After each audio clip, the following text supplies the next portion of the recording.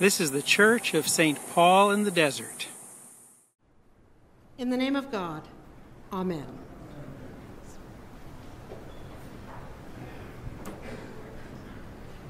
We have a really interesting story from the Gospel of Matthew today, and it might be subtitled, "Do as I say, not as I do." Because we have Jesus beginning with this sermon about not being so concerned about what you eat or how you do that. And we know that within the tradition of Judaism, you have 663 kind of expectations, rules, regulations on how one does that.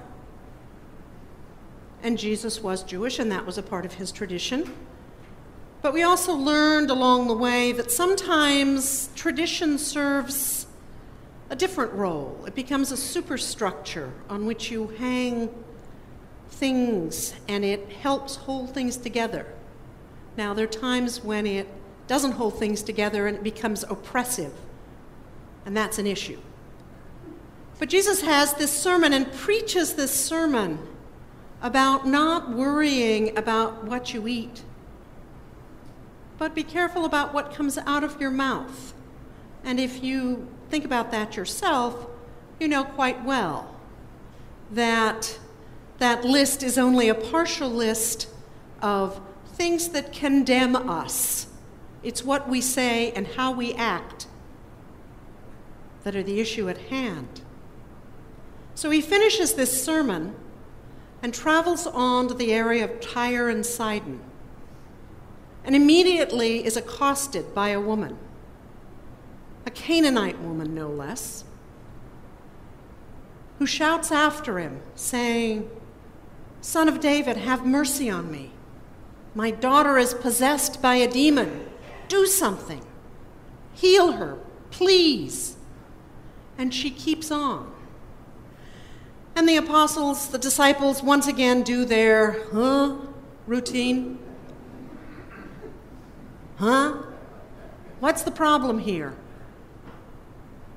Send her away. She's annoying us. She's annoying us. And we don't like annoyances. We don't like annoyances. People who bug us. People who push our buttons and prod us and ask us to move to a different place.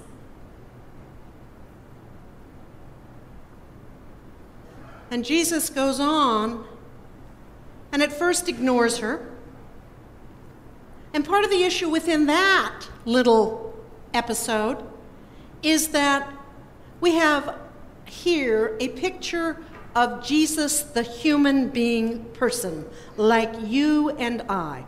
Not Godhead, not someone off way out there that we can kind of keep at arm's length.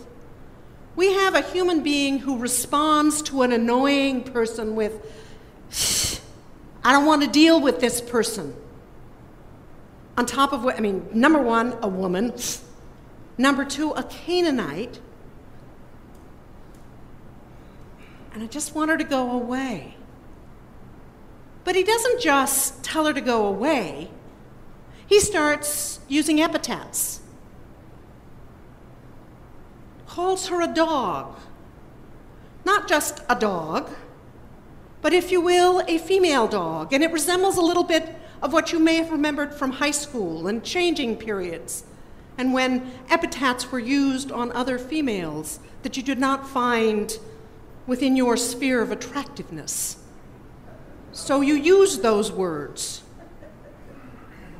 And this is not a pretty picture of Jesus. This is not a pleasant picture of Jesus. This is a very human Jesus. It's a Jesus like us, with foibles, likes and dislikes, prejudice, and he uses it. He expresses it. And it's not pretty. And he's just finished the sermon about what comes out of your mouth is what condemns you. So what do we do with this Jesus? because he is Jesus, the Son of God, human and divine. And it's very easy to put Jesus up there, the divine Jesus, Son of the living God. But Jesus, the Son of Man, who acts like we act, says things like we say in fits of pique, this Jesus we don't take very kindly to, and it makes us a little uncomfortable. But this woman doesn't give up. She's not easily sent away. She keeps annoying. She keeps prodding. She keeps pushing the buttons. It's kind of like a child who wants your undivided attention and doesn't get it immediately. So we do all sorts of things. My mother always said that there were 2 times when that would happen. If the doorbell rang or the phone rang, all 5 of us would find reasons to want her undivided attention. And we had all kinds of ways where we would poke and prod at Mother to just annoy her a little bit. Only you multiply it by 5, and she was not a happy camper by the time the phone call was ended and she had to deal with us. But this woman keeps at it. She continues to annoy, she continues to prod, she argues with Jesus. And Jesus continues to act like us. Makes excuses, keeps pushing her away, keeps saying, I'm not dealing with you. I don't want to deal with you. I don't like you. You're an outsider. Go away. But she's persistent. She's persistent. And keeps at it. And keeps badgering and annoying and saying, but my daughter needs healing. She understands the good news. She's heard the good news about this Jesus, so she's come to find out. She's heard about it. She gets it more than the disciples get it at the moment, yet again. And so she's persistent. And how often have those who were excluded and put on the fringe,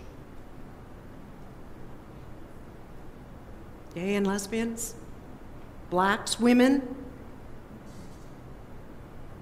who do we push to the fringe because they annoy us? The homeless, because they don't smell good? Those we push away. Those we want to have on the fringes because they annoy us. Because they annoy us. They don't act like we act. They don't sound like we sound. They annoy us.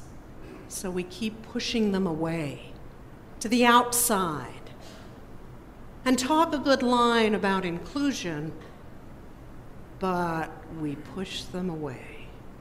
We push them to the outside because they annoy us. But they're persistent in their pushing and prodding and reminding us that the gospel speaks to inclusion, not exclusion. We know those who have said for years that the church is an exclusive organization, you know. But it's a very inclusive. It's not exclusive. All we have to do is look in a mirror sometimes to be reminded that God's love and mercy is beyond our ability to comprehend. And this woman, this Canaanite woman, knows intrinsically that this Jesus can do something. And so finally, because of her persistence, Jesus says to her, "Your faith is great. and immediately her daughter is healed. How often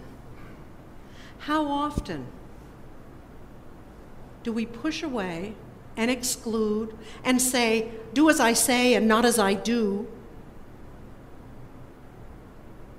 because of those who make us uncomfortable, because of those who annoy us? Annoyance. How often we do that. But this Canaanite woman knows the good news, has heard of the good news, and believes the good news, that it is there for everyone. Our National Cathedral in Washington, over the doorway, a house of prayer for all people. For all people, all God's children. And the invitation remains for each and every one of us, at times to be annoying and persistent in not only hearing the good news, but living the good news of Jesus Christ, of knowing that restoration and healing and grace abound. And the Canaanite woman this morning is the one who calls us to remember and to hear and understand that that good news is present for all of God's creation. Amen.